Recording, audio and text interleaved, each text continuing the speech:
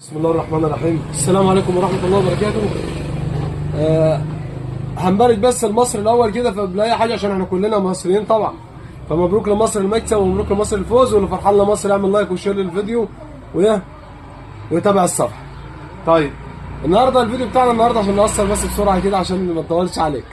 في خبطة بتبقى معاك في الطلعة، يعني ابقى جاي مثلا مد الغيار وهطلع بسمع بخبطة واجي ارجع بسمع خبطة. طيب انا ممكن اسمع خبطة في الطلعة، ابص على كوبري الاقيه سليم، ابص على كوبايه لا كويسه، ابص على مثلا سلك المارشال ممكن يكون المارشال معلق بلاقيه كويس الكلام ده كله. طيب في واحد بقى مثلا او في حد يقول لك ايه، او صنايعي مثلا زي حالتنا ولا بتاع يقول لك ايه ده عمود الاداره، عمود الدريك هو اللي ايه اللي عامل خبط.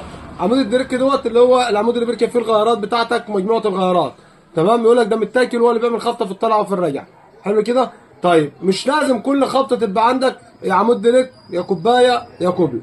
طيب ممكن حاجه تانية خالص، ممكن انا بحل قارونه زي كده، تمام، عشان برضو المكنه دي جايب خبطه وعامله خبطه فيها، وطبعا هو لف عليها شويه ولف عليها كتير، وفي الاخر قالوا لنا نحل الموتور فوق وتحت عشان خاطر ان عمود الدريك هو اللي ايه اللي متاكل، وما تيجي تطلع الترس المارشاليه بيعمل اللي احنا كنا عاملين عليه فيديوهات قبل كده ومتاكل يعني.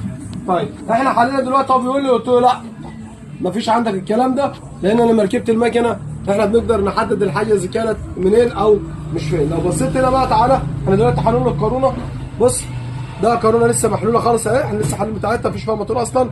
تعالى بقى قرب لي هنا بالراحه كده، ارجع رشاش النار. بص يا باشا هنا كده هي متياله اهي، بص التيل بتاعتها، قرب شويه بالراحه زوم بالراحه عبده، التيل بتاعتها متياله كلها اهي، بص يعني عشان خاطر اهي التيل بتاعتها متياله اهيت. حلو كده. بص بقى هنا كده هي متياله اهي، مسامير مربوط. بص بقى لاحظ هنا كده، بص بص شايف الترس بيعمل ازاي اهو. طبعا ده في الطلعه والرجعه يعمل خبطه يمين وخبطه شمال، كل ما يطلع يعمل خبطه يرجع يعمل خبطه، او كل بين الغيار والغيار يعمل خبطه. فيقول لك نحل موتور فوق وتحت عشان خاطر خبطه زي ديت.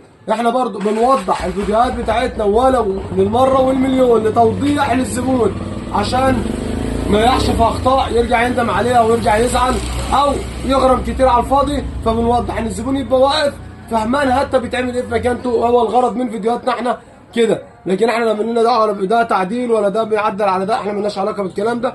احنا عاملين المحتوى بتاعنا او الفيديو بتاعنا لتوعيه سواق التوك توك او لتوعيه اخواتنا اللي راكبين التكاتك، يبقى واقف مع الصنايعي فهمان شويه بدل ما يبقى خام خالص